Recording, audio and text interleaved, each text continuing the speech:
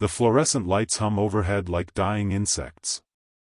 Lena Hartwell stands at Counter 7 of the Arizona Motor Vehicle Division, her driver's license renewal form crisp between her fingers. She's worn the same polite smile for 28 years, the kind that asks for nothing, promises less. The clerk, a woman named Bernadette with reading glasses chained around her neck, takes the paperwork without looking up. Keyboard clicks fill the silence. Lena counts them. 12. 13. 14. Bernadette's fingers stop. The cursor blinks on a screen Lena can't see. Bernadette leans closer, squinting at something that shouldn't be there. Her mouth opens slightly. Closes. Opens again. "Ma'am, could you wait here for just a moment?" Lena's hands tighten around the strap of her purse. "Is something wrong?" "Just a moment, please." Bernadette disappears through a door marked Supervisor. The clock on the wall ticks louder than it should. Lena glances at the line behind her, a teenage boy scrolling his phone, an elderly man clutching a walking cane, a mother bouncing a baby on her hip. None of them look at her. She's invisible. Safe. The door opens. Bernadette returns with a man in a short-sleeved button-down. His name tag reads Gerald. He holds a printed document, his eyes moving between the paper and Lena's face like he's solving a puzzle. "Miss Hartwell, when were you born?" "April 19, 1979. "And where?" "Alamogordo, New Mexico." Gerald nods slowly, but his expression doesn't change. "Can you tell me your mother's maiden name?" Welcome to Cold Trail Cases. Let us know in the comment where you are watching from and how is your weather over there. We'd love to hear from you. If you enjoy true crime stories like this, be sure to like the video, subscribe, turn on the notification bell, and share it with someone who'd love it too. Lena recites the name she's carried for 22 years. The name stitched into every document, every application, every introduction. Gerald writes something down. His pen scratches against the paper. "And your father's name?" "Richard Hartwell." "Is he still living?" "No. He passed away 3 months ago." Gerald's jaw tightens. He exchanges a look with Bernadette that Lena can't read. "Miss Hartwell, I need you to stay here. We're going to make a phone call." "A phone call to who?" "Just routine verification." Routine isn't the word that matches the tension in his shoulders. Lena knows tension. She's lived inside it her whole life, a second skin she never asked for. She watches Gerald walk to the back office, the printed document still in his hand. Through the window, she sees him pick up a phone. His mouth moves quickly. His free hand gestures in the air. The teenage boy behind her sighs loudly. How long is this gonna take? Lena doesn't answer. Her heartbeat fills her ears. She tries to remember if she's done anything wrong. Unpaid parking tickets. Overdue library books. A speeding violation she forgot to pay. Nothing comes to mind. Gerald returns. This time, he's not alone. A woman in a blazer walks beside him, her expression unreadable but sharp. She carries herself like someone used to asking questions people don't want to answer. "Miss Hartwell, I'm Detective Nia Caldwell with the Phoenix Police Department. I'd like to ask you a few questions. Would you mind coming with me?" Lena's throat tightens. "Am I in trouble?" "No. But there's been a flag in the system. It's important we sort this out." The word flag lands like a stone in water, ripples spreading outward. Lena follows Detective Caldwell through a side door into a small office that smells like burned coffee and old paper. The detective gestures to a chair. Lena sits. Her hands fold in her lap, fingers interlocking the way she was taught, still, composed, invisible. Detective Caldwell sits across from her, a manila folder now open on the desk. "Lena Hartwell. That's the name you've been using?" It's my name. According to our records, Lena Marie Hartwell was born on April 19, 1979, in Alamogordo, New Mexico. Her birth certificate was filed that same year. Social Security number issued shortly after. Everything checks out. Lena exhales. Then what's the problem? Detective Caldwell turns the folder around. Inside is a photocopy of a birth certificate. Lena's eyes skim the details: her name, her birth date, her parents' names. It all matches. But at the bottom, stamped in red ink, are two words that don't belong. Deceased. 1981. Lena's vision blurs at the edges. That's a mistake. The original Lena Hartwell died at 22 months old. Sudden infant death syndrome. Her parents, Richard and Corinne Hartwell, buried her in Alamogordo on February 6, 1981. The air in the room thickens. Lena's mouth opens, but no sound comes out. Detective Caldwell leans forward. So I need to ask you something very important. If you're not Lena Hartwell, who are you? The question hangs in the air like smoke. Lena's mind scrambles for an answer, but there isn't one. She's been Lena Hartwell her entire life. Every memory she has begins with that name. Every birthday cake. Every school enrollment form. Every time her father called her name across the dinner table. Her father. Richard Hartwell. The man who raised her. The man who taught her to read, to cook, to stay quiet when strangers came near. The man who told her the world was dangerous and only he could keep her safe. The man who died 3 months ago in a hospice bed, his last words a whisper she couldn't hear. Detective Caldwell's voice cuts through the fog. We ran your fingerprints through the national database. They came back with a match. A match to a case that's been cold for 22 years. Lena's heartbeat slows. Everything slows. The detective slides another piece of paper across the desk. This one is older, the edges yellowed with time. It's a missing person flyer. The kind you see stapled to telephone poles or taped inside gas station windows. The photo shows a little girl with sandy blonde hair pulled into 2 braids. She's smiling, a gap between her front teeth. She's wearing a yellow sundress with white flowers. Her eyes are bright and trusting. At the top, in bold black letters, missing. Below the photo, Hannah Renee Collins. Age 6. Last seen July 14, 1985. Red Willow, Texas. Lena stares at the flyer. The girl's face is familiar in a way that doesn't make sense. Like looking at a photograph of someone you've seen in a dream. Detective Caldwell's voice is quieter now. Hannah Collins disappeared from a neighborhood block party in Texas 22 years ago. No witnesses. No evidence. The case went cold within months. Her mother never stopped looking. Every year on Hannah's birthday, she would light candles and bake a cake. She never gave up hope. Lena's hands are shaking.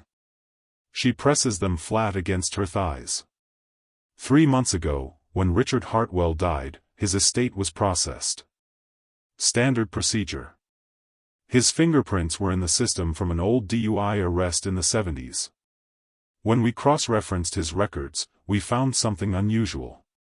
A storage unit in his name. Paid in full for the next 10 years. Inside that unit, investigators found a box. And inside that box. Detective Caldwell pauses, choosing her words carefully. They found a yellow sundress. Size 6. White flowers. Bloodstains on the collar. And a stuffed rabbit with one button missing from its eye. The room tilts. Lena grips the edge of the desk to steady herself. We also found documents. Birth certificates. Social Security cards. All belonging to a child named Lena Hartwell who died in 1981. Richard Hartwell assumed that identity for you. He erased Hannah Collins and built Lena Hartwell in her place. Lena's voice cracks when she finally speaks. That's impossible. DNA doesn't lie. We tested samples from the sundress. They match yours.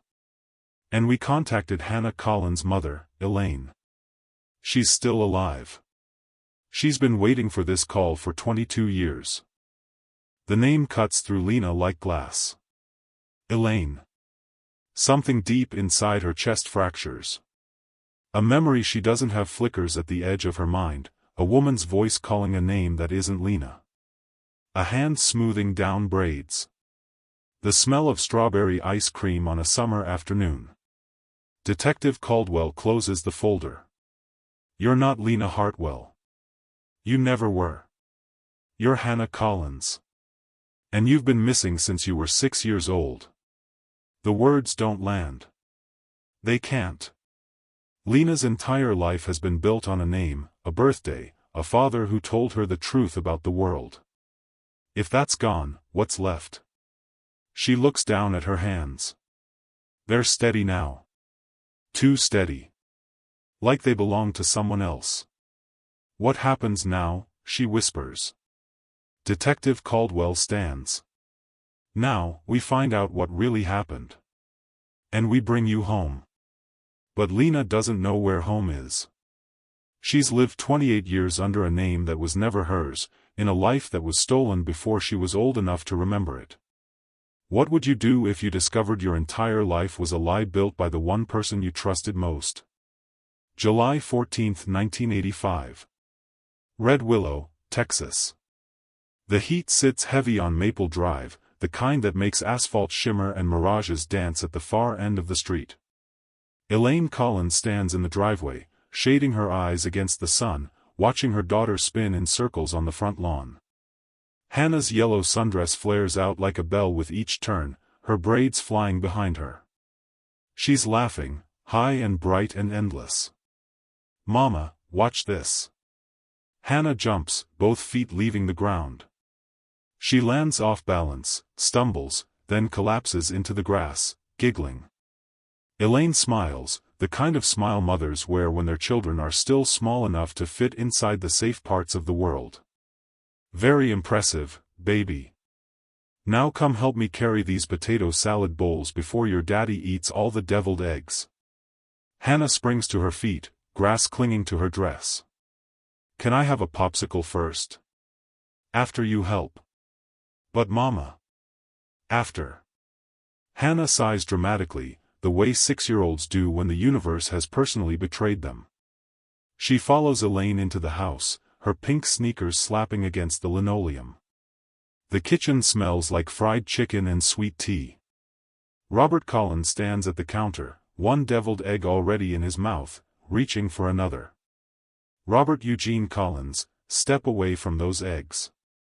He grins, guilty and unapologetic. Just quality control, baby. Quality control my foot. Hannah, grab that bowl on the table. Hannah reaches for a glass bowl filled with coleslaw. It's heavier than she expects. She adjusts her grip, careful not to spill.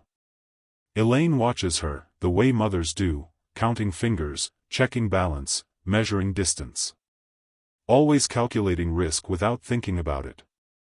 Outside, the block party is already in full swing. Tables line the street, covered in checkered cloths and mismatched dishes. Someone set up a volleyball net. Kids chase each other with water balloons. A radio plays Tina Turner from Jamal Thompson's front porch. The whole neighborhood smells like charcoal and summer. Hannah sets the coleslaw bowl down on the nearest table, then immediately runs toward a group of girls near the sprinkler.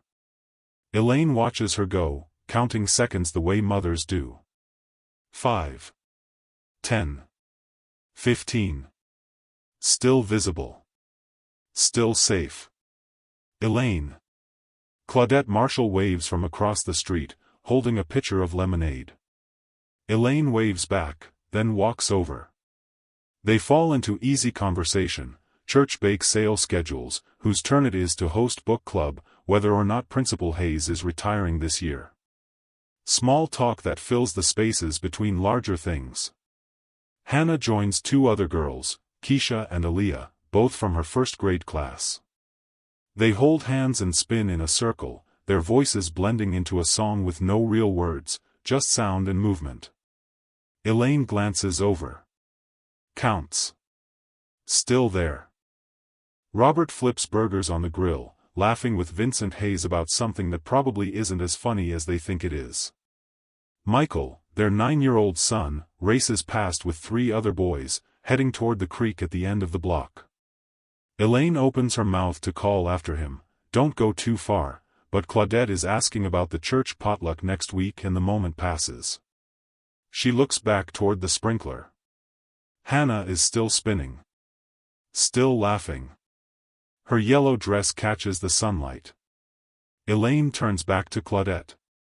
"I'll bring the mac and cheese if you bring the greens." "Deal." They shake on it, both laughing. The sun beats down. Ice melts in plastic cups. Somewhere down the street, a dog barks.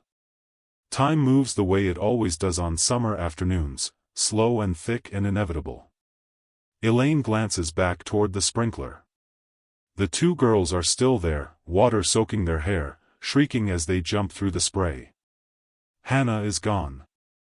Elaine's chest tightens, but she doesn't panic. Not yet. Hannah probably ran inside for a popsicle. Or went to find Michael. Or is hiding under the porch with that stuffed rabbit she carries everywhere. Hannah. Her voice is casual. Light. The kind of call mothers make a dozen times a day. No answer. "Hannah, baby, where you at?" Claudette looks up. She probably went to get a snack. Probably. But Elaine's feet are already moving. She walks toward the house, scanning the yard. No yellow dress. No pink sneakers. She checks the porch. The driveway. The side yard where the trash cans sit. "Hannah Renee Collins, answer me right now." Her voice has an edge now. Other mothers notice. They stop talking. They start looking. "She was just here," Keisha says, water dripping from her chin. "She said she was gonna get her rabbit." Elaine walks faster. Through the front door. Down the hallway. Into Hannah's room. The bed is made. The rabbit, Mr. Buttons, sits on the pillow, its one good button eye staring at nothing. Elaine's heartbeat shifts. Louder. Faster. She walks back outside. "Robert." He turns, spatula still in hand. "What's wrong?" "I can't find Hannah." "She's probably." "I checked." "She's not in the house." Other neighbors join the search now. Voices overlap, calling Hannah's name. Claudette checks the backyard. Vincent searches the garage. Someone runs down to the creek to find Michael and the other boys. 5 minutes pass. 10. Elaine's voice cracks. "Hannah. Baby, this isn't funny." Robert drops the spatula. He moves through the crowd, asking the same questions over and over. "When did you last see her? What was she wearing? Did anyone see her leave?" Keisha tugs on Elaine's dress. "Mrs. Collins?"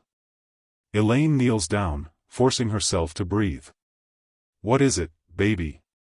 Hannah said she heard a puppy crying. "A puppy?" She said it sounded sad. She was gonna go look for it. Elaine's stomach drops. "Where?" "I don't know. She just walked that way." Keisha points toward the street. Elaine stands. Her legs feel like water. She walks toward the curb, scanning parked cars, driveways, the empty stretch of road that leads out of the neighborhood. Nothing moves except heat waves rising off the asphalt. Robert appears beside her. His face is pale. "We need to call the police." "Not yet. She's close." She has to be close. But even as she says it, Elaine knows. Deep in the part of her that counts seconds and measures distance, she knows. Claudette runs up, breathless. I just talked to Mrs. Patterson across the street. She was sitting on her porch about 20 minutes ago. She saw Hannah walking toward the corner. Alone? Claudette hesitates. She said Hannah stopped next to a car. A beige sedan. She thought Hannah was just tying her shoe or something. She looked away for a second, and when she looked back, the car was gone. The world narrows to a single point. Elaine's vision blurs at the edges. Gone? She didn't think anything of it. She thought maybe it was someone from the block party. Robert's voice is sharp now. What kind of car? Did she get a license plate? She didn't see one. Just beige. 4-door. She said it was parked kind of far from the party, near the stop sign. Elaine walks toward the corner. Her legs move on autopilot. She reaches the stop sign and looks both ways, left toward downtown, right toward the highway. Empty. Nothing but heat and silence and distance. Her knees buckle. Robert catches her before she hits the ground. Call 911. Right now. Someone runs. Footsteps pound against pavement. Voices rise and fall. The radio is still playing Tina Turner, but no one's dancing anymore. Elaine doesn't cry. Not yet. She just stares at the empty road, at the place where her daughter was last seen. The place where something impossible happened in broad daylight, surrounded by neighbors and sunlight and the illusion of safety. She whispers the only thing that makes sense. She was right here. If your child vanished in the 3 minutes it took to have a conversation, who would you blame first, the stranger or yourself? The first police car arrives at 4:47 p.m. Officer Dante Freeman steps out, his uniform crisp despite the heat. He's young, maybe 26, and this is his first missing child case. Elaine can see it in the way he holds his notepad, the way his eyes move too quickly over the crowd, searching for answers before he's even asked the questions. Mrs. Collins? Elaine nods. Words feel too heavy to lift. I need you to tell me exactly what happened. Start from the beginning. She tries. Her voice shakes, but she forces the details out. The block party. The sprinkler. Keisha's comment about the puppy. Mrs. Patterson's account of the beige sedan. Officer Freeman writes everything down, his pen scratching against paper. And you're certain she didn't just wander off? Kids that age sometimes. She didn't wander off. Ma'am, I'm not suggesting. My daughter doesn't leave without telling me. She doesn't go near strangers. She knows better. Officer Freeman's jaw tightens. He looks at Robert. Mr. Collins, is there anyone who might have reason to take your daughter? Any family disputes? Custody issues? No. Any recent arguments with neighbors? Anyone acting unusual? No. Has Hannah mentioned anyone bothering her? Anyone paying her too much attention? Robert's hands curl into fists. If I knew who took my daughter, I'd already be on my way to get her back. More police arrive. The block party transforms into a crime scene. Yellow tape goes up.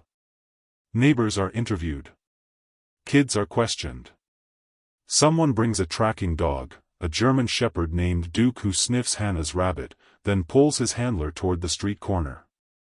The dog stops at the curb.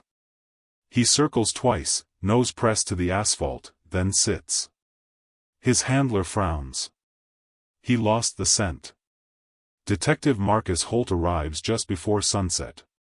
He's older than Officer Freeman, his face lined with the kind of exhaustion that comes from seeing too much. He crouches in front of Elaine, meeting her eyes.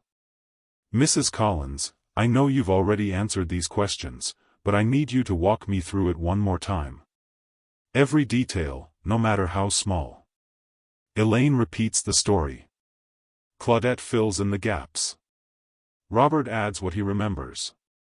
Michael, brought back from the creek, stands silent and pale, guilt written across his face even though none of this is his fault. Detective Holt writes everything down. When Elaine finishes, he asks the question she's been dreading. Did Hannah seem upset about anything recently? Any changes in behavior? No. Any new people in her life? Babysitters? Coaches? No. What about your neighbors? Anyone new move in recently? No. Everyone on this street has lived here for years. Detective Holt stands. He walks to the curb where the dog lost Hannah's scent. He studies the asphalt like it holds answers. Then he turns back to Officer Freeman. Get a list of every vehicle registered to residents on this street. Prioritize beige sedans. Officer Freeman nods and walks toward his patrol car. Mrs. Patterson is brought over, her hands wringing a dish towel like it's a lifeline. She's 73 and her memory isn't what it used to be, but she tells her story again. The beige sedan. Hannah stopping near it. The car leaving. Did you see the driver? Detective Holt asks. No, I'm sorry. The sun was in my eyes. Man or woman? I couldn't tell. Which direction did the car go? Mrs. Patterson points toward the highway. That way. Toward Route 9. Detective Holt makes a note. Route 9 leads out of Red Willow, toward 3 different counties and 4 different state lines. If Hannah was taken in that car, she could be anywhere by now. Volunteers arrive as the sun sets. They organize into search parties. Flashlights click on. Someone passes out flyers with Hannah's photo, the one from her first grade school picture, where her smile is bright and her braids are perfect. Underneath, missing. Hannah Renee Collins. Age 6. Last seen July 14, 1985. The search parties spread out. They check alleys, abandoned buildings, drainage ditches, the woods behind the elementary school. They call her name until their voices go hoarse. Dogs sweep the area again, noses to the ground, tails low. Nothing. By midnight, the neighborhood is lit up like a stadium. News vans arrive. Reporters set up cameras. Elaine sits on the porch steps, staring at nothing, while Robert paces the driveway. Michael sits beside his mother, silent tears running down his face. Detective Holt approaches. Mrs. Collins, we've checked every registered vehicle on this street. 3 beige sedans. We've interviewed all 3 owners. They all have alibis. Then check again. We will. But I need you to prepare yourself for the possibility that whoever took Hannah doesn't live on this street. Elaine's voice cracks. Then who? We're working on it. We've issued an Amber Alert. Every officer in the state is looking for her. Highway Patrol is checking every vehicle matching the description. We're doing everything we can. But everything doesn't feel like enough. At 2 a.m., a volunteer thinks he hears a child's voice near the creek. Everyone rushes toward the sound, flashlights cutting through the darkness. They find nothing but an owl perched on a low branch, its call echoing through the trees. False hope is worse than no hope at all. By dawn, exhaustion sets in. Volunteers sit on curbs, drinking coffee from thermoses, their faces hollow. The tracking dogs rest in the shade, tongues lolling. News anchors broadcast updates, their voices measured and professional, detached from the desperation bleeding through every word. Elaine hasn't slept. She can't. Every time she closes her eyes, she sees Hannah's yellow dress spinning in the sunlight. She hears her laugh. She feels the weight of those 3 minutes, the 3 minutes she spent talking about church potlucks while her daughter disappeared. Robert finally sits beside her. His eyes are red. His voice is broken. "We're gonna find her." Elaine doesn't answer. She's counting seconds again. Hours now. 24 hours since Hannah vanished. 48. 72. The numbers pile up like stones. On the fourth day, a woman calls the tip line. She says she saw a little girl matching Hannah's description at a rest stop 200 miles away. Police rush to the location. They find a family on vacation, their daughter blonde and 6 years old and very much not Hannah. Another false lead. On the seventh day, a man confesses. He walks into the police station, hands shaking, and says he knows where Hannah is. Detective Holt interrogates him for 6 hours. The man's story falls apart within the first 20 minutes. He's mentally ill, seeking attention, desperate for someone to care that he exists. Another dead end. On the 10th day, the media moves on. The cameras pack up. The reporters leave. Red Willow is no longer a national story. It's just another small town with another missing child. But Detective Holt doesn't give up. He interviews everyone again. He drives to neighboring towns, showing Hannah's photo to gas station attendants, motel clerks, diner waitresses. He checks every registered sex offender within 100 miles. He pulls old case files, looking for patterns. And then he finds something. A name. A resident of Red Willow. Someone who fits the profile. Someone who drives a beige sedan. Someone who was at the block party that day, helping with the grill, smiling and waving like he belonged. Someone everyone trusts.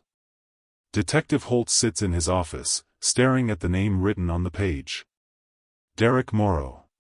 What's more terrifying, a stranger who takes your child, or a neighbor you've known for years? Derek Morrow's house sits 3 blocks from Maple Drive, a single-story ranch with white shutters and a lawn mowed in perfect diagonal lines. Detective Holt pulls up to the curb at 7 a.m., 2 weeks after Hannah Collins disappeared. Officer Freeman sits in the passenger seat, a file folder thick with notes balanced on his lap. They've spent the last 72 hours building a timeline, cross-referencing statements, checking and rechecking every detail. Derek Morrow was at the block party. Multiple witnesses confirm it.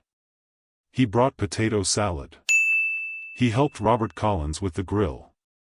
He played volleyball with the teenagers. He waved at Mrs. Patterson when she called out a greeting from her porch. He owns a beige 1982 Ford Ltd.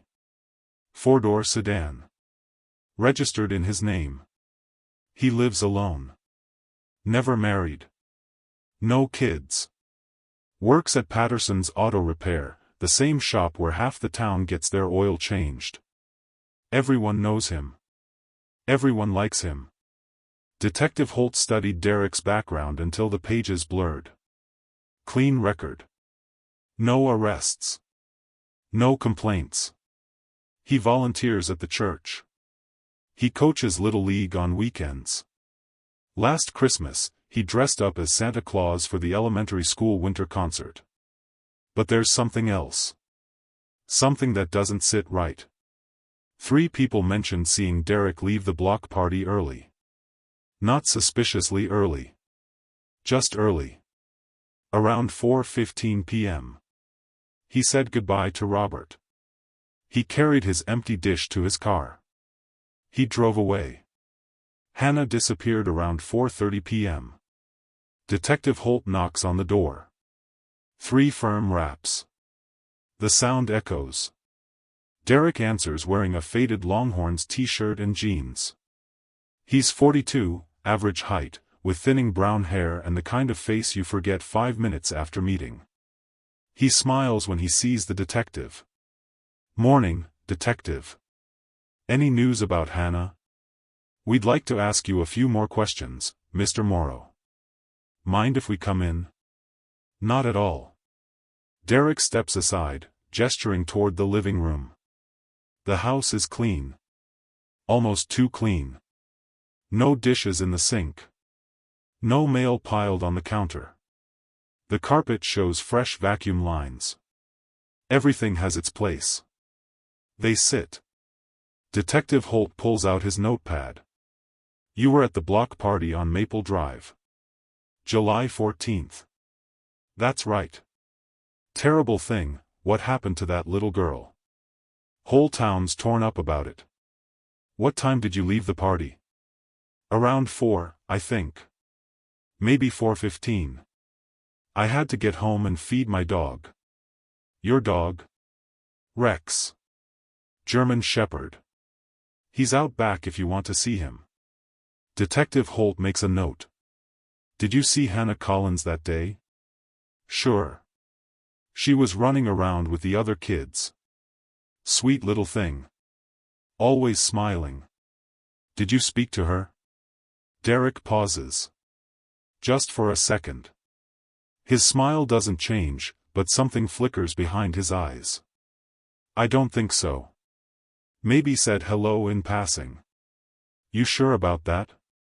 Pretty sure. Why? We're interviewing everyone who was at the party. Trying to piece together Hannah's movements. Makes sense. Derek leans back in his chair, relaxed. Comfortable. I wish I could help more. I keep thinking about her parents. Can't imagine what they're going through. Officer Freeman speaks up. Mr. Morrow, can you tell us where you went after you left the party? Came straight home. Fed Rex. Watched some TV. Nothing exciting. Anyone who can confirm that? Just Rex. Derek smiles again.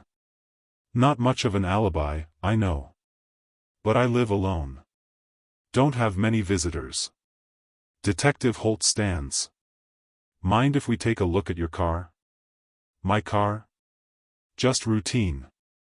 We're checking all vehicles that match the description of the one seen near Hannah. Derek's expression doesn't change. Sure. It's in the garage. They walk through the kitchen, spotless counters, no magnets on the fridge, a single coffee mug drying in the dish rack, and into the garage. The beige Ford LTD sits under a fluorescent light, its paint slightly faded but well maintained. Detective Holt circles the car slowly. No visible damage. No scratches. No dents. He peers through the windows. Clean interior. No trash. No personal items except a road map folded neatly in the passenger seat. When's the last time you drove this? Yesterday. Went to the grocery store. Mind if we check the trunk? Go ahead. Derek hands over the keys. Detective Holt unlocks the trunk. Inside, a spare tire, a jack, a toolbox, and a blanket folded into a perfect square. He lifts the blanket. Nothing underneath. He checks the toolbox. Standard wrenches, screwdrivers, pliers. Nothing. Officer Freeman walks around the car, taking notes. He crouches near the rear bumper, studying the license plate. This your only vehicle? Yep. Just the one. They finish the inspection. Detective Holt hands the keys back. Thanks for your cooperation, Mr. Morrow. Anytime. I hope you find her soon. They walk back through the house. Detective Holt pauses near the hallway, glancing at the closed doors. What's down there? Bedroom. Bathroom. Storage closet. Mind if we take a quick look? Derek's smile tightens. Just slightly.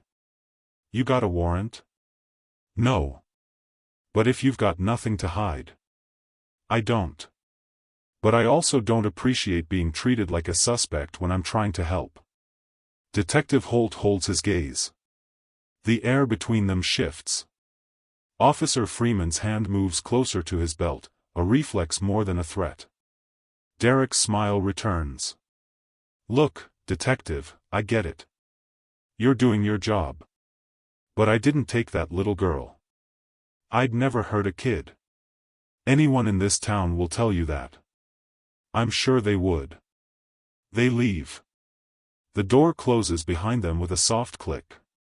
Detective Holt and Officer Freeman walk to the patrol car in silence.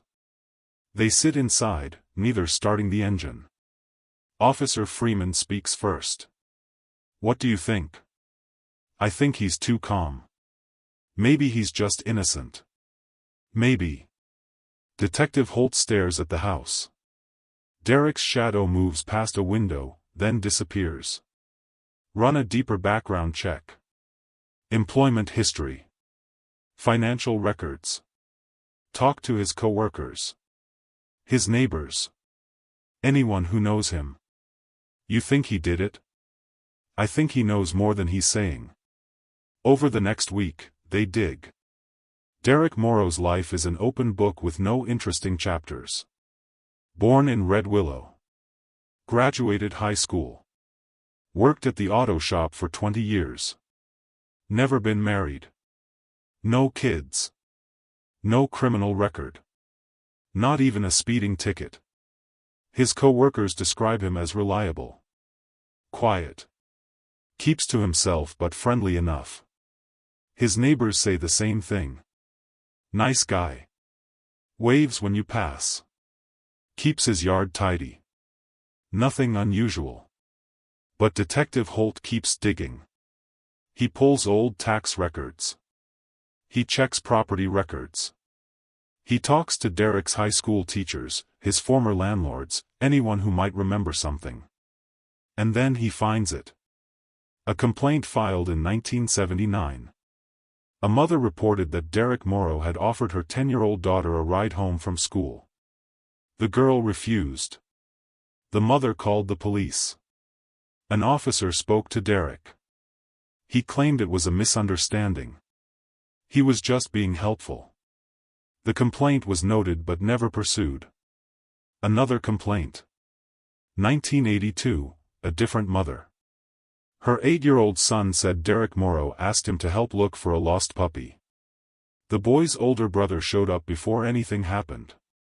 The mother filed a report. Again, Derek claimed misunderstanding. Again, no charges filed.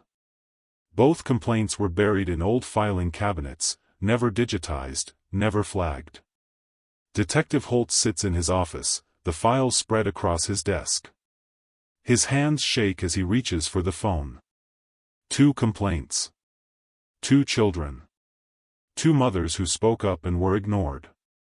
He dials the number for the Collins household. Elaine answers on the first ring, her voice raw and desperate. "Mrs. Collins, I need you to come down to the station. There's something you need to see." 2 hours later, Elaine and Robert sit across from Detective Holt. He slides the complaint files across the table. They read in silence, their faces draining of color. Elaine's voice breaks. "You knew. You had complaints and you didn't do anything. Those complaints were filed before I joined the department. If I'd known. If you'd known, my daughter might still be here." Robert's fists clench. "You're telling me this man was reported twice and nobody thought to watch him? Nobody thought to check on him when a little girl went missing 3 blocks from his house?" Detective Holt has no defense. The truth is ugly and simple. The system failed. People failed. Derek Morrow wore the face of a helpful neighbor, and everyone chose to believe it because the alternative was too uncomfortable. Elaine stands. "Arrest him." "I can't. Not yet. We don't have evidence. You have complaints. Complaints aren't proof. A defense attorney would tear them apart. We need physical evidence. A witness. Something concrete. Then get it." Detective Holt watches them leave, their grief hardening into rage. He knows they're right. He knows Derek Morrow is guilty. He can feel it the way you feel a storm coming before the first drop of rain. But feeling isn't evidence. That night, Detective Holt drives past Derek Morrow's house. The lights are off. The beige sedan sits in the driveway, quiet and ordinary, hiding whatever secrets it carries. He parks 2 houses down and waits. Hours pass. Nothing moves. The street stays silent. At 2 a.m., Derek's porch light flicks on. The front door opens. Derek steps out, carrying a garbage bag. He walks to the curb, lifts the lid of the trash can, and drops the bag inside. Detective Holt's pulse quickens. Derek goes back inside. The porch light turns off. Detective Holt waits 10 more minutes, then steps out of his car. He walks to Derek's trash can, lifts the lid, and pulls out the bag. It's tied tight. He carries it back to his car and drives straight to the station. Under the fluorescent lights of the evidence room, he opens the bag. Fast food wrappers. Empty soda cans. Junk mail. He sifts through carefully, piece by piece. At the bottom, wrapped in newspaper, he finds a child's pink sneaker. How many warnings does a monster get before someone finally listens? The sneaker sits under evidence room lights, small and impossibly real. Detective Holt photographs it from every angle. Pink canvas. White rubber sole. Size 12. Scuff marks on the toe. A name written in black marker on the inside tongue, faded but still legible. Hannah Collins. He calls Elaine at 6 a.m. She arrives at the station still wearing her bathrobe, Robert right behind her. Detective Holt doesn't make them wait. He leads them to the evidence room and opens the plastic bag. Elaine's knees buckle. Robert catches her, but barely. She reaches toward the sneaker, her hand trembling, then pulls back like it might burn her. That's hers. You're certain? I wrote her name in all her shoes. In case she lost them at school. Elaine's voice cracks. Where did you find it? Derek Morrow's trash. Robert's face hardens. Then arrest him. We are. But I need to prepare you. A sneaker isn't enough for a conviction. We need more. We need to know where Hannah is. Elaine's voice drops to a whisper. Is she alive? Detective Holt can't answer. The question hangs in the air, too heavy to touch. By noon, police surround Derek Morrow's house. Detective Holt knocks. Once. Twice. No answer. He signals to Officer Freeman. They force the door open, moving through the house room by room, weapons drawn. The house is empty. Derek Morrow is gone. His car is missing. His wallet. His keys. The closet in the bedroom shows gaps where clothes used to hang. The bathroom cabinet is cleared out. Toothbrush gone. Razor gone. He ran. Detective Holt slams his fist against the kitchen counter. Get an APB out. Every state. Every highway patrol. I want his face on every news station from here to the Canadian border. The media erupts. Hannah Collins' disappearance becomes national news again. Derek Morrow's photo appears on television screens across the country. Police set up roadblocks. They check motels. They monitor bus stations and train depots. Tips flood the hotline. Hundreds of calls. He was spotted in Oklahoma. In Arkansas. In Louisiana. Every lead is checked.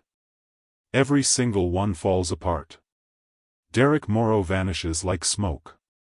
Weeks pass. The investigation stalls. Volunteers stop showing up. The news cycle moves on. Red Willow returns to its routines, haunted by the absence of a 6-year-old girl and the betrayal of a man they trusted. Elaine Collins stops leaving the house. She spends hours in Hannah's room, sitting on the bed, holding Mr. Buttons, counting the pencil marks on the growth chart that stop abruptly at 3 feet 8 inches. She lights candles. She bakes cakes no one eats. She waits for a phone call that never comes. Robert tries to hold things together. He goes to work. He pays bills. He makes meals Elaine doesn't touch. But the weight crushes him slowly, day by day, like water wearing down stone. Michael stops talking. He sits in his room, staring at the walls, guilt eating him alive even though none of this is his fault. He should have been watching her. He should have stayed at the party instead of running off to the creek. He should have protected his little sister. The blame spreads like infection. Neighbors avoid eye contact. Friendships dissolve. People whisper about the Collinses like tragedy is contagious. Detective Holt doesn't stop. He works 18-hour days, chasing leads that go nowhere, interviewing witnesses who saw nothing, combing through Derek Morrow's life for answers that refuse to surface. He finds more complaints. Buried in old records. Different towns. Different years. A pattern stretching back to the 1970s. Girls approached in parking lots. Boys offered candy. Reports filed and dismissed. Warnings ignored because Derek Morrow was polite and helpful and everyone's friend. The system failed over and over again. And Hannah Collins paid the price. 6 months after Hannah disappeared, a trucker calls the tip line. He thinks he saw Derek Morrow at a rest stop outside Amarillo. Police rush to the location. They find nothing. The trucker can't remember details. Maybe it was him. Maybe it wasn't. Another dead end. A year passes. The case officially goes cold. The task force disbands. Resources are redirected. Detective Holt is assigned other cases, other victims, other families waiting for answers. But he keeps Hannah's file on his desk. He keeps Derek Morrow's photo pinned to his wall. Every night before leaving the station, he stares at that face and makes the same promise. I will find you. 2 years pass. 3. 5. The world keeps turning.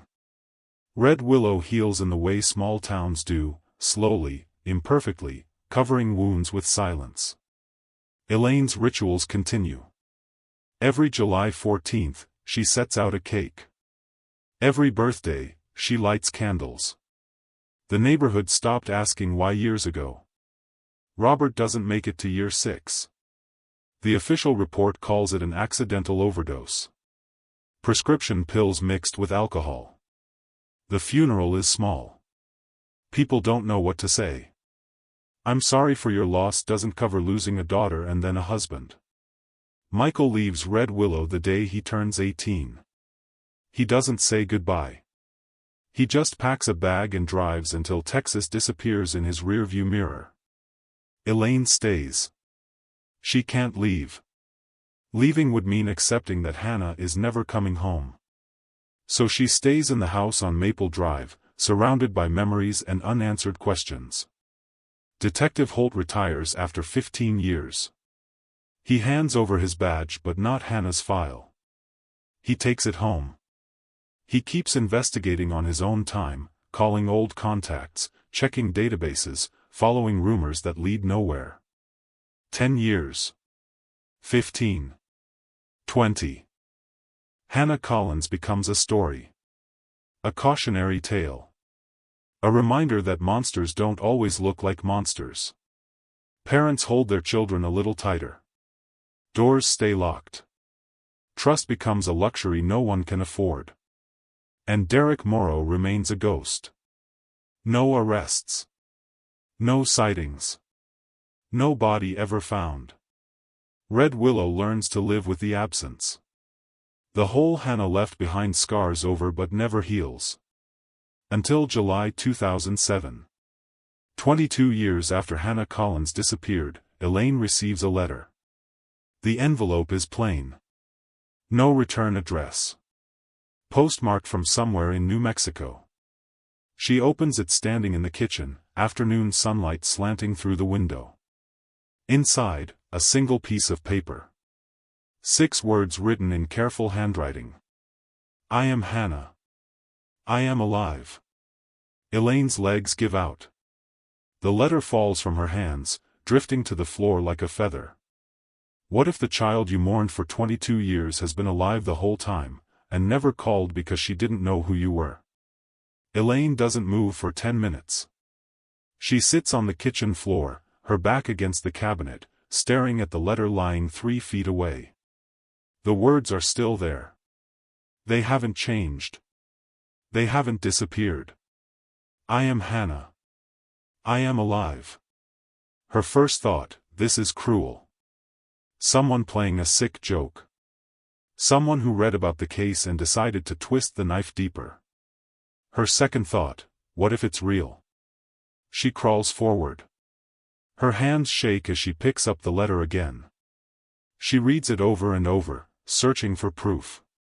Searching for truth. The handwriting is neat, controlled, adult. No spelling errors. No smudges. At the bottom, below the 6 words, there's more. I didn't know my real name until 3 months ago. The man I called my father died in March. After he was gone, I found documents. Birth certificates that didn't match. Photos I didn't recognize. A yellow dress in a locked box. I went to the police. They ran tests. They said my fingerprints match a missing girl from Texas. A girl named Hannah Collins. I don't remember you. I don't remember Red Willow. I don't remember anything before I was 7 or 8. But the police said you never stopped looking. I don't know if I'm ready to meet you. I don't know if you want to meet me. But I thought you should know. I survived. The signature at the bottom is just one word. Lena. Elaine reads the letter 5 more times. Then she stands, walks to the phone mounted on the wall, and dials a number she hasn't called in years. Detective Marcus Holt, retired but still living 2 towns over, answers on the 3rd ring. Elaine? I got a letter. What kind of letter? From Hannah. Silence. Then, I'm on my way. He arrives 40 minutes later, still moving like a cop even though he turned in his badge 3 years ago. Elaine hands him the letter without a word. He reads it standing in the living room, his expression unreadable. When he finishes, he folds the paper carefully and sets it on the coffee table. We need to verify this. How? The postmark is New Mexico. If she contacted police there, there'll be a record. I still have contacts. I'll make calls. What if it's real? Then we bring her home. What if she doesn't want to come home? Detective Holt doesn't answer. The truth is complicated. Hannah Collins disappeared 22 years ago. The woman who wrote this letter is 28 years old. She's lived more than 3/4 of her life as someone else. He makes the calls. It takes 2 days to get confirmation. Phoenix PD ran a DNA test. The results are conclusive. Lena Hartwell, age 28, is genetically Hannah Renee Collins. The news hits the media like a bomb. Missing girl found alive after 22 years. The story is everywhere. National networks. Cable news. Social media. Red Willow becomes the center of the world again. Elaine doesn't watch the news. She sits in Hannah's bedroom, the door closed, the letter clutched in her hands. She's waited 22 years for this moment. She's dreamed about it. Prayed for it. Begged God for it. Now that it's here, she doesn't know what to feel. Relief should be first. Her daughter is alive. But relief is tangled up with anger and grief and a question that won't stop repeating. Why didn't she call sooner? She knows the answer. The letter explained it. Hannah, Lena, didn't know. She was raised under a lie so complete she believed it was truth. But knowing doesn't make it hurt less. Detective Holt arranges everything. A meeting. Neutral ground. A hotel conference room in Albuquerque, halfway between Red Willow and wherever Lena has been living. Elaine agrees. She doesn't trust herself to speak. She just nods. The drive takes 6 hours. Detective Holt drives. Elaine sits in the passenger seat, watching the landscape blur past. Texas flattens into New Mexico. The sky stretches wider. The air smells different. They arrive at the hotel at 2 p.m. The conference room is small and plain. Beige walls. Folding chairs. A table with a pitcher of water no one will drink. Elaine sits. Detective Holt sits beside her. They wait. At 2:15, the door opens. A woman walks in. She's tall, taller than Elaine expected. Her hair is darker now, brown instead of blonde, pulled back in a ponytail. She's thin. Too thin. Her clothes are plain. Jeans and a gray sweater. No jewelry. No makeup. But her eyes are the same. Elaine knows those eyes. She's seen them every day for 22 years in photographs and dreams and mirrors. The woman, Hannah, stops 3 feet from the table. Her hands are shoved into her pockets. Her shoulders are tense.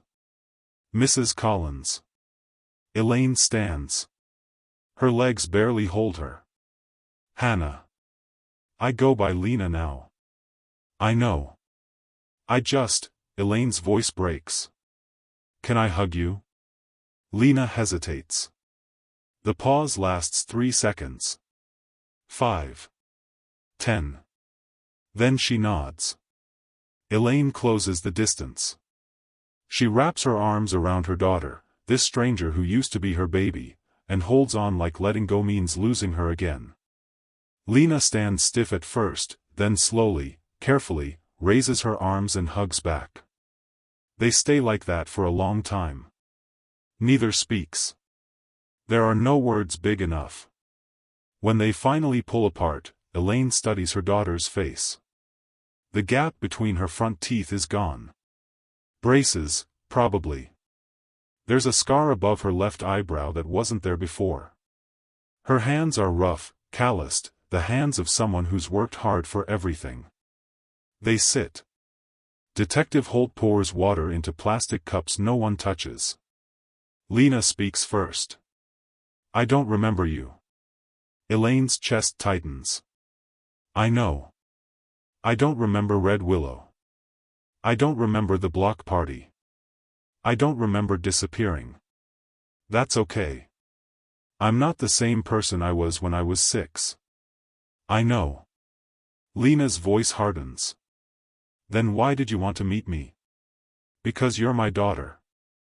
I'm a stranger. You're both. Lena looks away. Her jaw clenches. He told me you were dead. He said you didn't want me. He said the world would hurt me if I ever tried to leave. Who told you that? Derek Morrow. The man who raised me. The man who stole me. Elaine's hands curl into fists. Saying his name out loud feels like poison. Where is he now? Dead. Heart attack. March 23rd. Elaine should feel relief. Justice. Something. But all she feels is cheated. Derek Morrow got to die peacefully while her family fell apart piece by piece. Detective Holt leans forward. Lena, I need to ask you some questions. I know this is hard, but we need to know what happened. We need to understand how he kept you hidden for so long. Lena nods. Her voice stays flat, detached, like she's talking about someone else's life. He drove me across state lines the same night. I remember bits and pieces. A long car ride. Stopping at a motel. Him telling me my mother was sick and we had to go help her. I believed him. I was 6. Kids believe adults. Where did he take you? New Mexico. A town called Grants. Population maybe 9,000. Small enough that no one asked questions. He homeschooled me. Told people I was his niece. That my parents died in a car accident and he was raising me. Everyone believed him. You never went to school? Not until high school. He enrolled me under the name Lena Hartwell. Forged all the documents. Birth certificate. Social security card. Medical records. Everything checked out because the real Lena Hartwell died as a baby. He stole a dead child's identity and gave it to me. Elaine's voice cracks. You never tried to run? Where would I run? He was the only person I knew. He controlled everything. Where I went. Who I talked to. What I read. He told me the police were dangerous. That strangers would hurt me. That I had to stay close or I'd die. And you believed him? Lena meets her eyes. Wouldn't you? If you were 6 years old and the only adult you knew told you the world wanted to kill you, wouldn't you believe him? Elaine has no answer. Lena continues. I didn't question it until I was 17. He slipped. We were arguing about something. I wanted to go to a friend's house, and he called me Hannah. Just once. I asked him who Hannah was. He said I misheard him. But I didn't. What did you do? Nothing. Not then. But I started paying attention. I found old documents hidden in his closet. Photos of a little girl who looked like me but wasn't me. A newspaper clipping about a missing child in Texas. He caught me looking. He told me those were files from a case he worked on years ago. Said he used to be a private investigator. I believed him because I didn't want to believe the alternative. Detective Holt's voice is gentle. When did you figure out the truth? 3 months ago. After he died. I was going through his things. I found a storage unit key. Inside the unit was a box. Inside the box was a yellow dress. Pink sneakers. A stuffed rabbit. And a file with the name Hannah Collins written on the front. Elaine closes her eyes. She can see that dress. She bought it at JCPenney the week before Hannah disappeared. She can see the sneakers. She wrote Hannah's name inside them herself. Lena's voice stays steady. I took everything to the police. They ran tests. DNA. Fingerprints. Everything matched. They told me who I really was. They told me you were still alive. They asked if I wanted to contact you. Why did you wait so long? Because I didn't know if you'd want to see me. I didn't know if you'd forgiven me. Forgiven you? For what? For not coming home sooner. For not remembering you. For being alive when you thought I was dead. Elaine reaches across the table. She takes Lena's hand. You have nothing to be forgiven for. Nothing. You were a child. This wasn't your fault. Lena's eyes fill with tears. The first crack in the armor she's built around herself.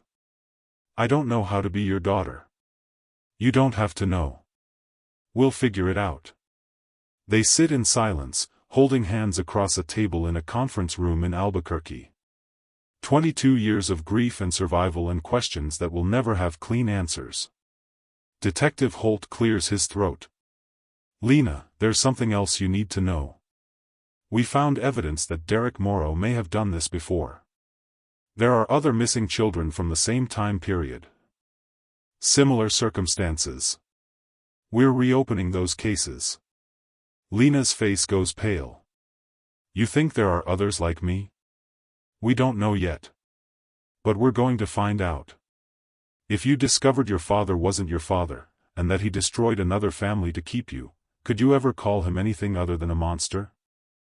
The DNA results arrive in a manila envelope marked confidential. Detective Holt sits in his home office, the envelope unopened on his desk for 10 minutes before he finds the courage to tear it open. He already knows what it will say. The lab technician called yesterday with preliminary findings. But seeing it in writing makes it real in a way phone calls never can. Sample A, Elaine Collins. Sample B, Lena Hartwell. Probability of maternity, 99.97%. He sets the document down and reaches for his phone. Elaine answers before the second ring. It's confirmed? Yes. Silence. Then the sound of crying, deep, wrenching sobs that 22 years of grief have been holding back. She's really mine. She's really yours. The call ends. Detective Holt sits in the quiet of his office, staring at the wall covered in photos and maps and timelines he's built over 2 decades. Hannah's face at 6 years old stares back at him from a dozen different angles. School photos. Family snapshots. The missing person flyer that he's looked at so many times the edges are worn soft. He unpins them one by one. The case is solved. Hannah Collins is alive. The impossible happened. But the victory feels hollow. Because Derek Morrow is dead. Because justice will never be served. Because Hannah spent 22 years believing lies that rewired her brain into someone else. He opens a drawer and pulls out another file. This one is thinner. 3 missing children. Different towns. Different years. All within a 100-mile radius of Red Willow. All between the ages of 5 and 8. All disappeared without witnesses. Jayla Freeman. Age 7. Vanished from a county fair in 1983. Marcus Chen. Age 5. Last seen at a grocery store parking lot in 1987. Tanya Bishop. Age 8. Disappeared from a school playground in 1989. None of them were ever found. The cases went cold within months. Detective Holt stares at their faces. He thinks about the storage unit. The yellow dress. The pink sneakers. The stuffed rabbit. He thinks about Derek Morrow's house. The clean rooms. The perfect lawn. The polite smile that never changed. He picks up the phone again. 2 weeks later, investigators return to Derek Morrow's property in Grants, New Mexico. The house was sold after his death, but the new owners agreed to let police search the grounds.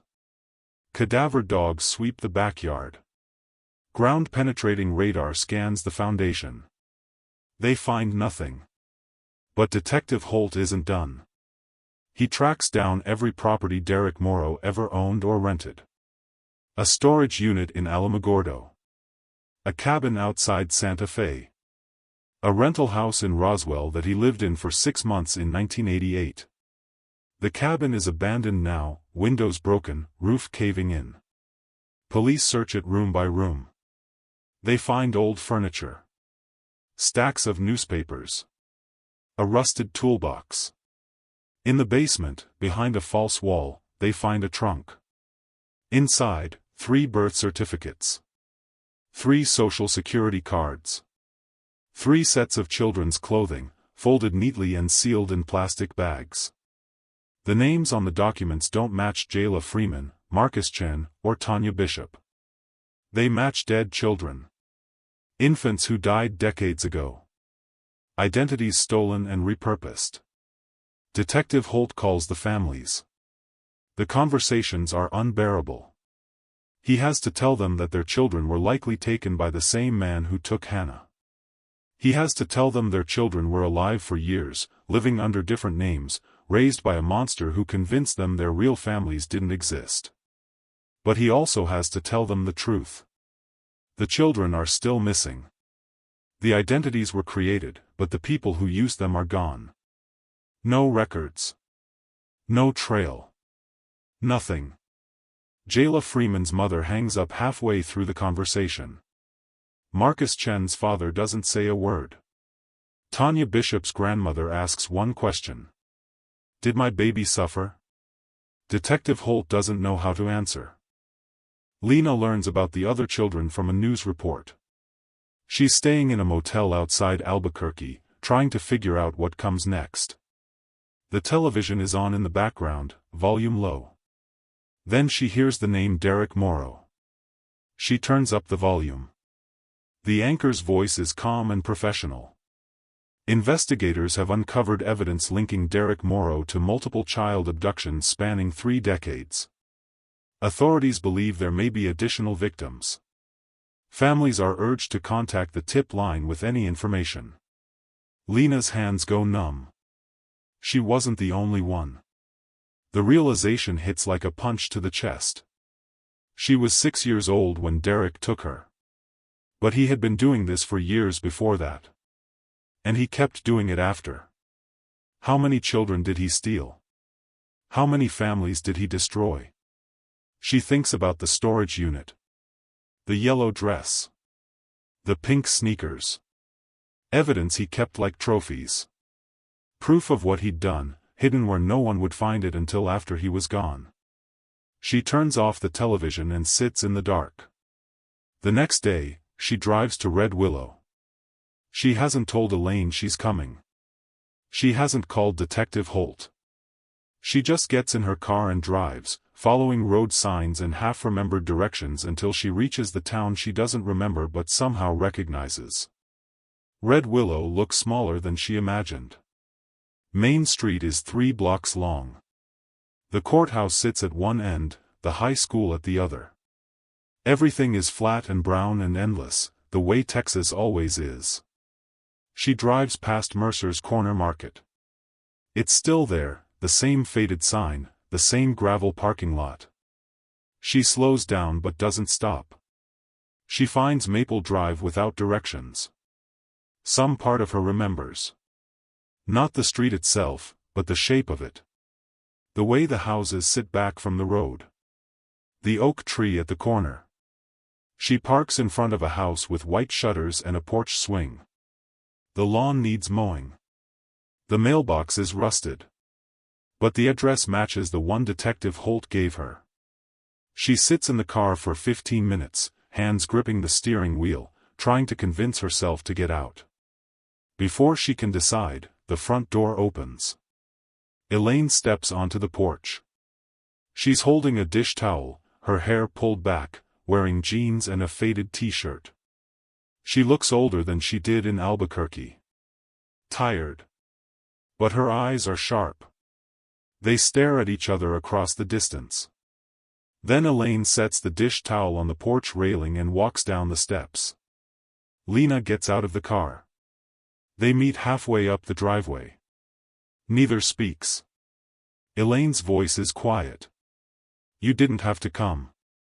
I know. But I'm glad you did. Lena looks past her toward the house. Can I see my room? Of course. They walk inside together. The house smells like coffee and laundry detergent. Photos line the hallway, family pictures frozen in time. Lena stops in front of one. A little girl with blonde braids, smiling at the camera, gap-toothed and bright-eyed. That's you, Elaine says. Your 6th birthday. Lena studies the photo. She should recognize the girl. She should feel something. But the face is a stranger's. I don't remember this. I didn't think you would. They continue down the hall. Elaine opens a door at the end. The room inside is small. Pink curtains. A twin bed with a patchwork quilt.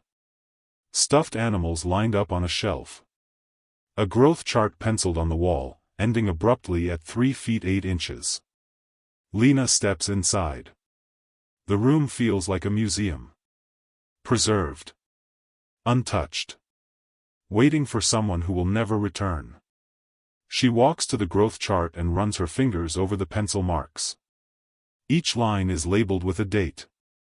March 1983. October 1984. June 1985. The last mark is dated July 10, 1985. 4 days before she disappeared. I measured you that morning, Elaine says from the doorway. You were so proud. You'd grown half an inch since your birthday. Lena's throat tightens. She turns away from the wall and sits on the bed. The mattress is firm. The quilt smells faintly of mothballs and thyme. Why did you keep it like this? Because I couldn't let go. Even after 22 years? Especially after 22 years. Lena picks up a stuffed bear from the pillow. It's missing an eye. The fur is matted. What's his name? Coco. You named him because he's brown like hot chocolate. Lena sets the bear down carefully. I don't remember him. I know. They sit in silence. Outside, a neighbor's dog barks. A car drives past. Life continues in Red Willow the way it always has, slow and steady and unaware. Lena's voice is barely a whisper. Do you hate him? Elaine doesn't ask who. Yes. Do you hate me? What? No. Why would I? Because I didn't fight. Because I didn't run. Because I let him convince me you were dead and I believed him. Elaine crosses the room and sits beside her daughter on the bed. You were a child. You survived. That's all that matters. He called me Little Star. Elaine's breath catches. What? When I had nightmares. He'd sit on the edge of my bed and tell me I was safe. He called me Little Star. Tears streamed down Elaine's face. That's what I called you. When you were scared. I'd hold you and sing, Twinkle Twinkle Little Star, until you fell asleep. He knew. Yes. He stole that too. Elaine wraps her arms around her daughter and holds her the way she did 22 years ago when the world was still small and safe. Lena doesn't pull away. She just sits there, letting herself be held, letting herself feel the grief she's been avoiding since the moment she learned the truth. Can you ever forgive a man who stole your name, your family, and your childhood, even if he's the only father you've ever known? Lena stays in Red Willow for 3 days. She doesn't move back into her childhood bedroom. She stays at a motel on the edge of town, the kind with flickering neon signs and cigarette burns in the carpet. She needs space. Distance. Room to breathe between the past and the present. Elaine doesn't push. She learned a long time ago that love sometimes means letting go. On the second day, Lena drives to the cemetery. She finds her father's grave easily. Robert Eugene Collins. Beloved husband and father. The headstone is simple. No flourishes. No quotes. Just his name and the years that bookend his life. She kneels in the grass. She doesn't pray. She doesn't know what to say to a man she doesn't remember. I'm sorry, she whispers finally. I'm sorry I didn't come home. The wind picks up, carrying dust across the headstones. Somewhere in the distance, a crow calls out. She stays for an hour, then drives back to the motel. On the third day, Detective Holt calls. His voice is careful. Measured. Lena, I need to ask you something. It's going to be difficult. What is it? We've been going through Derek Morrow's records. Financial statements. Phone logs. Travel history. We're trying to build a timeline of his movements over the past 30 years. Okay. We need your help. You lived with him longer than anyone. You might remember details that seem small but could help us locate the other children. Lena's stomach tightens. I'll try. They meet at the police station the next morning. Detective Holt leads her to an interview room. A tape recorder sits on the table. A box of tissues. A glass of water she won't drink. He asks her to start at the beginning. The first memory she has. She closes her eyes and reaches back into the fog. I remember a car ride. Long. It was dark outside. He kept telling me we were almost there. I was scared. I wanted my mom. He said she was waiting for us. How old were you? I don't know. 6, I guess. Maybe 7. What happened when you arrived? We went to a house. Small. 1 bedroom. He said it was temporary. That we'd move somewhere better soon. We stayed there for 2 years. Where was the house? Grants, New Mexico. I didn't know the address. I was a kid. What do you remember about those first 2 years? Lena's hands clench. He homeschooled me. Taught me to read and write. He was patient. Kind, even. He never hit me. Never yelled. He just controlled everything. Did he let you leave the house? Sometimes. For groceries. Doctor appointments. But he always came with me. He told me if I talked to strangers, they'd take me away and hurt me. I believed him. When did you start going to school? High school. 9th grade. He said I was ready. He enrolled me as Lena Hartwell. I had a birth certificate. A social security card. Medical records. Everything was fake, but I didn't know that. Did you make friends? A few. But he didn't like it when I spent time with them. He'd get quiet. Withdrawn. I learned to keep my distance from people. It was easier that way. Detective Holt makes notes. His handwriting is neat. Controlled. Did he ever mention other children? No. Did you ever see photographs? Documents? Anything that suggested he had contact with kids other than you? Lena hesitates. There was a box in his closet. I found it when I was 14. It was locked, but I picked it. Inside were photos. Not of me. Of other kids. Boys and girls. Different ages. I asked him about it. He said they were from his old job. That he used to work with foster children. I believed him. Do you remember any of their faces? Not clearly. It was 10 years ago. If we showed you photos of the missing children, could you identify any of them? Maybe. Detective Holt opens a folder. He slides 3 photographs across the table. School pictures. Bright smiles. Innocent eyes. Jayla Freeman. Marcus Chen. Tanya Bishop. Lena studies each one. Her hands start shaking. I don't know. Maybe. The girl looks familiar. But I can't be sure. That's okay. You're doing great. Am I? Because it feels like I'm failing. You're not failing. You're helping us piece together 20 years of lies. That's more than most people could do. Lena stares at the photos.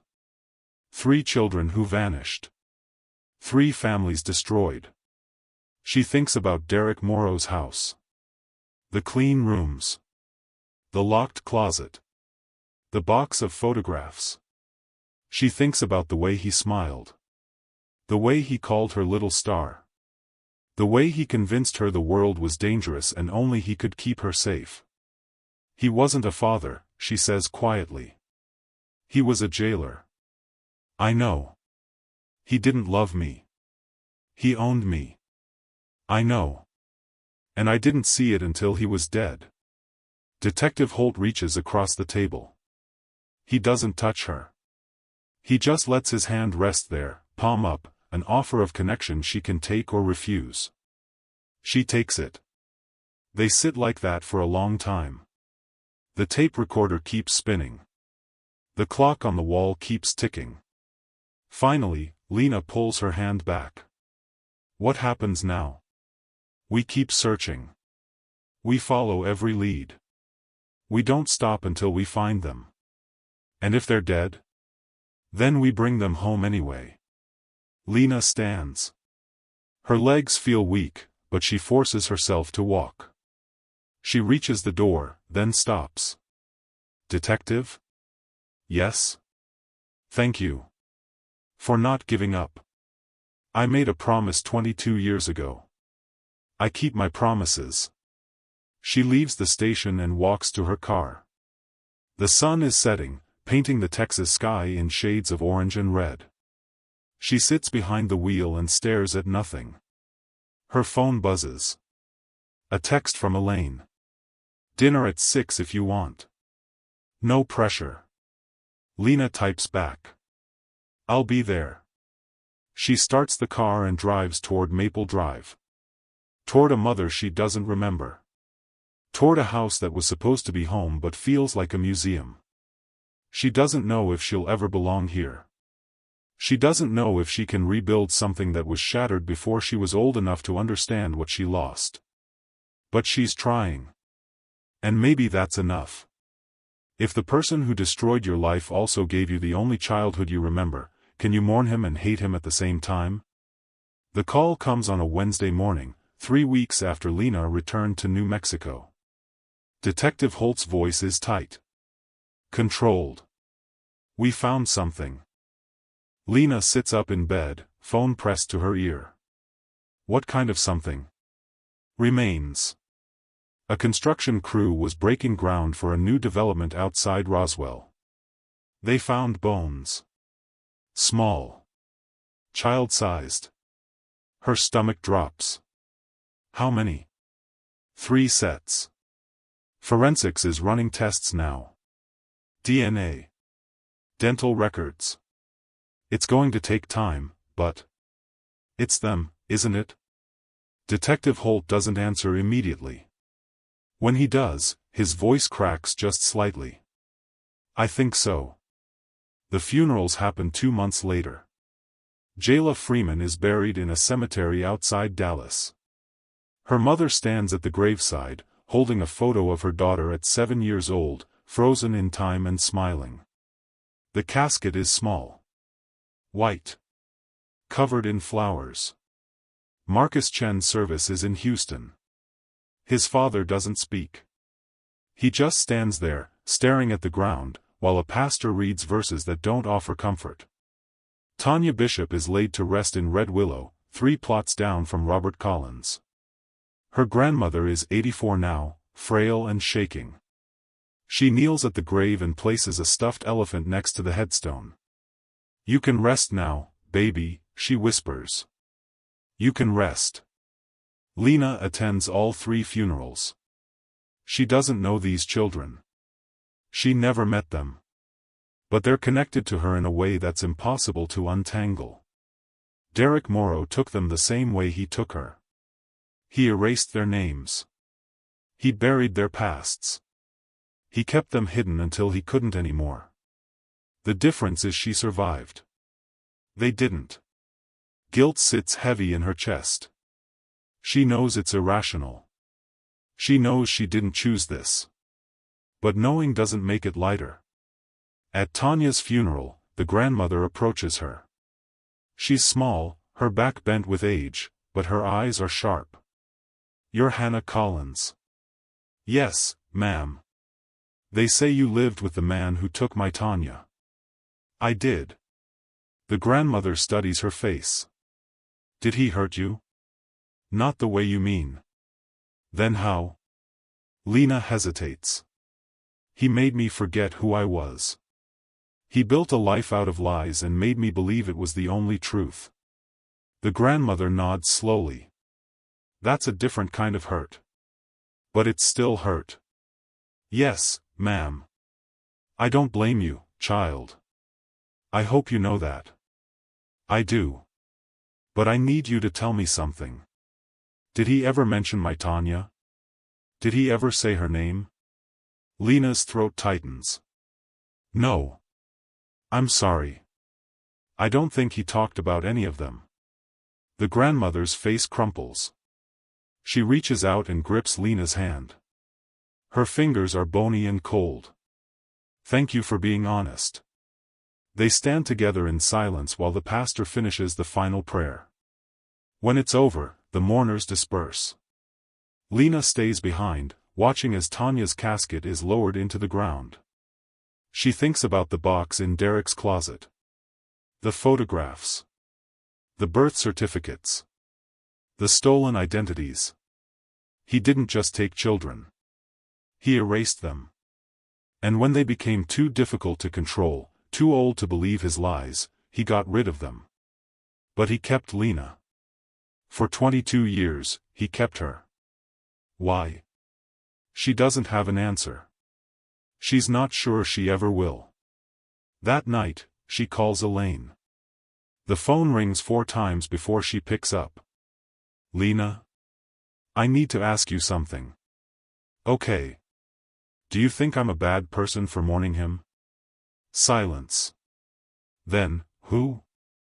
Derek Morrow. Elaine's breath catches. Oh, baby. I know what he did.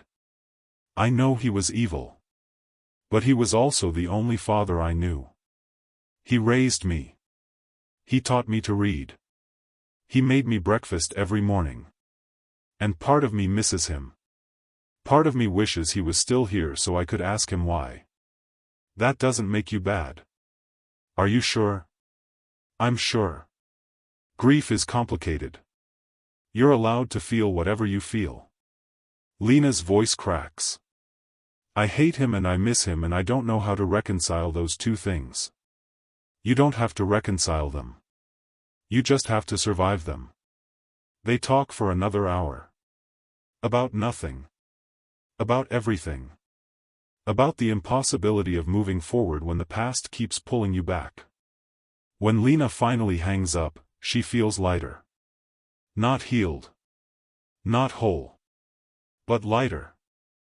6 months pass. Then a year. Derek Morrow's house in Grants is demolished. The property is sold. A family with 3 kids moves in and builds something new on the foundation of something rotten. The investigation continues.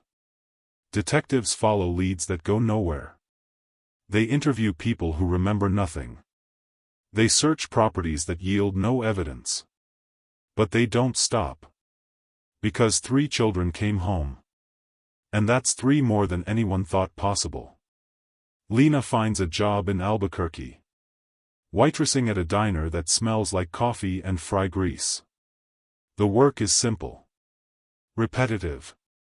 It gives her something to focus on besides the noise in her head. She starts seeing a therapist. Twice a week at first, then once a week. They talk about trauma. About identity. About the difference between surviving and living.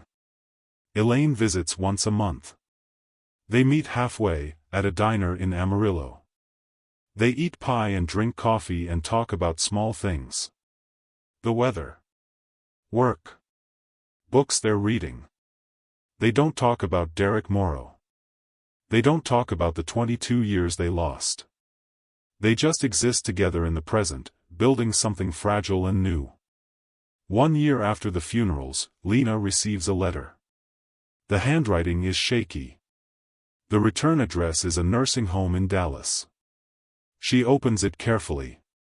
Dear Lena. My name is Patricia Freeman. I'm Jayla's mother.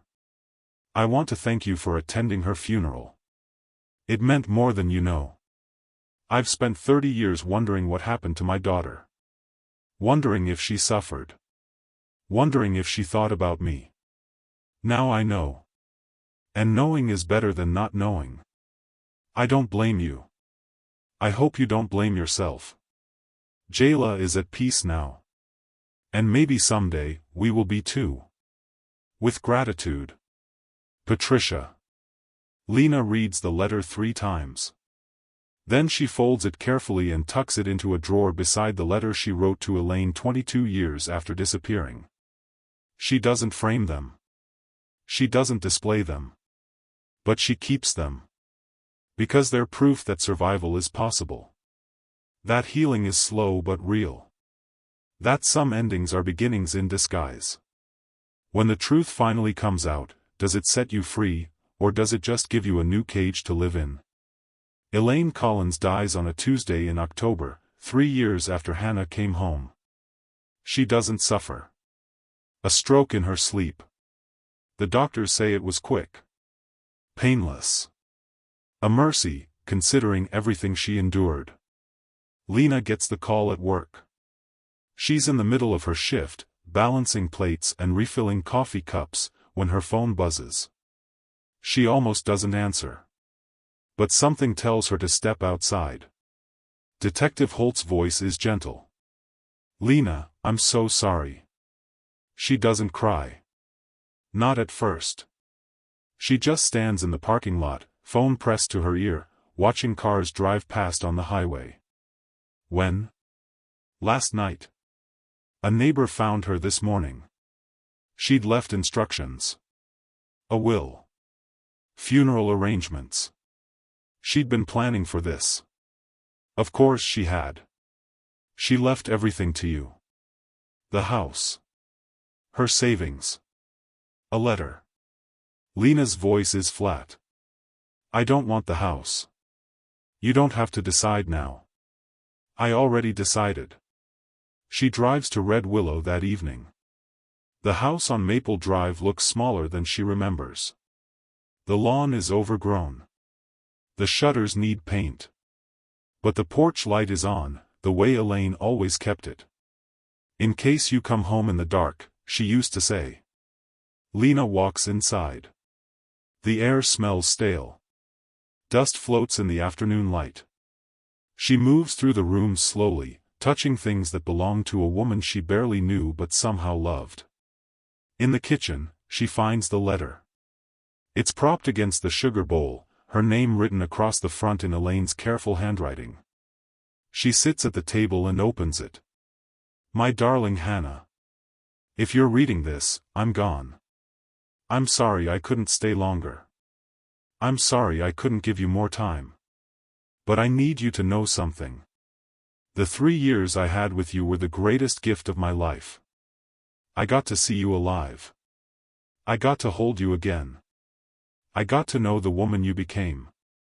That's more than most mothers in my position ever get. You don't owe me anything. Not guilt. Not grief. Not obligation. You survived, and that's enough.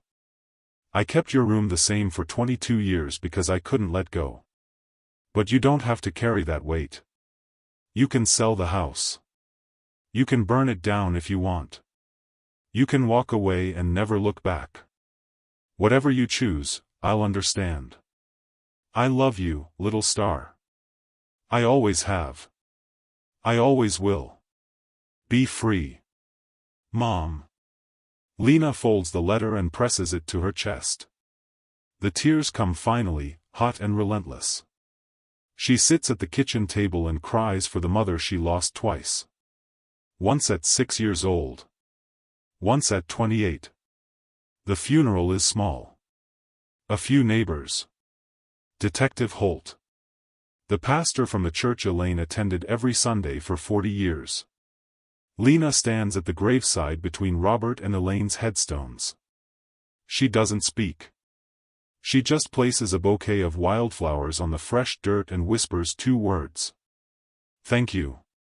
After the service, Detective Holt walks her to her car.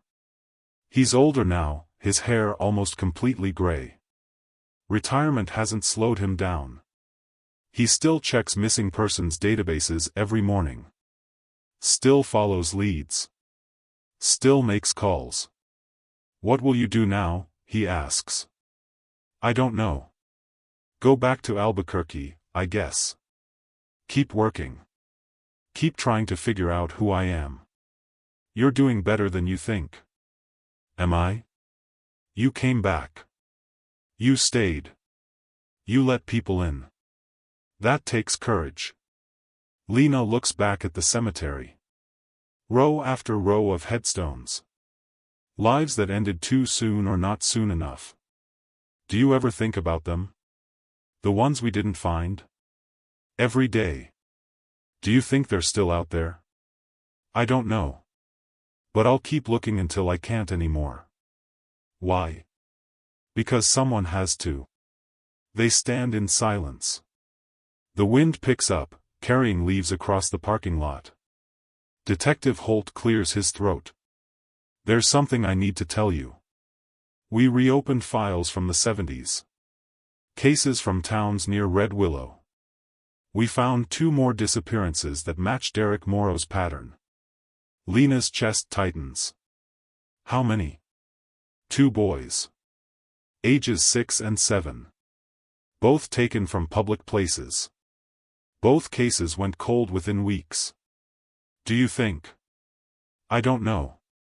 But we're searching properties he owned during that time period. We're interviewing people who knew him. We're doing everything we can. Will it ever end? Probably not. Lena nods slowly. She understands now. Some stories don't have clean endings. Some wounds never fully heal. You just learn to live with the scars. She drives back to Albuquerque that night. The highway stretches out in front of her, empty and endless. The radio plays country songs she doesn't know. The stars are brighter here than they were in Texas. She thinks about Elaine. About Robert. About the childhood she lost and the life she built from the wreckage. She thinks about Derek Morrow. The man who stole her. The man who raised her. The man who destroyed families and walked through the world wearing kindness like a mask. She wonders if he ever felt guilt. If he ever looked at her and saw Hannah instead of Lena. If he ever regretted what he'd done. She'll never know. And maybe that's okay. Maybe some questions aren't meant to be answered.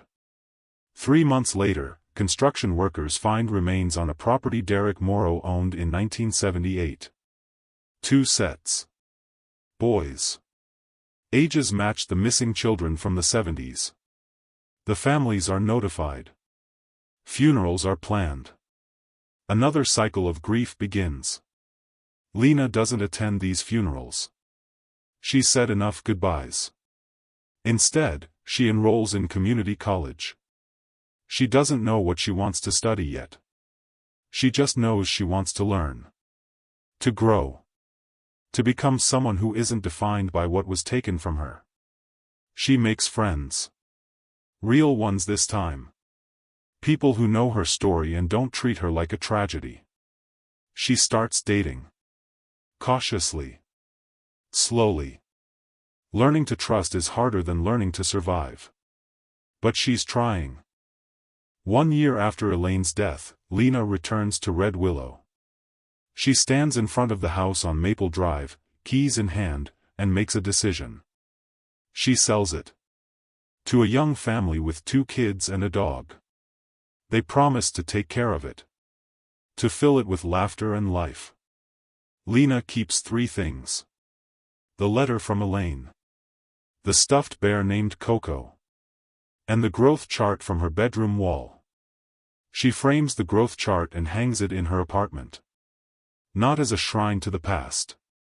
But as a reminder. She was 3 feet 8 inches when her life was stolen. She's 5 feet 6 now. She survived. She grew. And she's still growing. Years pass. The case files on Derek Morrow's victims eventually close. 7 children confirmed dead. 1 survivor. Countless families changed forever. Detective Holt retires for real this time. He spends his days fishing and reading mystery novels that have cleaner endings than the cases he worked. Red Willow moves on. The block parties continue. Kids ride bikes past unlocked doors. Life is ordinary again. Except for the people who remember. They carry the weight quietly, the way survivors always do. Lena keeps living. She graduates with a degree in social work. She gets a job helping children in foster care navigate systems that failed them the way systems failed her. She never goes back to Red Willow. But she thinks about it sometimes. About the girl she was. About the life she could have had. And she wonders. Late at night, when sleep won't come and memories press too close. How many others are out there? How many children were stolen and given new names and new lives? How many families are still waiting for answers that will never come? She doesn't know. Nobody does. But somewhere, in an old filing cabinet in a police station nobody remembers, there are case files. Missing children from the 70s. The 80s. The 90s. Names that faded from headlines. Faces that disappeared from milk cartons. And maybe some of them are still out there. Living under stolen identities. Believing lies they were too young to question. Or maybe they're gone. Buried in places no one thought to look. The truth is this: evil doesn't always announce itself. Sometimes it wears a friendly face. Sometimes it coaches Little League and brings potato salad to block parties. Sometimes it lives 3 blocks away and everyone calls it a good neighbor. And sometimes, it takes children who never come home. Lena knows this now. She learned it the hardest way possible. But she also knows something else. Survival is rebellion. Living is resistance. And every day she wakes up and chooses to keep going, she's taking back what was stolen. She's 28 years old when she disappears for the second time. But this time, it's her choice. She doesn't tell anyone where she's going. She just packs a bag, gets in her car, and drives. She doesn't know where she's headed. She just knows she's finally free. And that's enough. Thank you for watching this story on Cold Trail Cases. If this case moved you, inspired you, or made you think differently about the world around you, we'd love to hear your thoughts in the comments below. Your stories and reflections inspire others and help build a community that believes in justice, truth, and the resilience of the human spirit. Please subscribe to our channel and turn on notifications so you never miss another true crime story that matters. Share this video with someone who needs to hear it. And remember, every voice matters. Every story deserves to be told. Until the next case, stay safe and stay vigilant.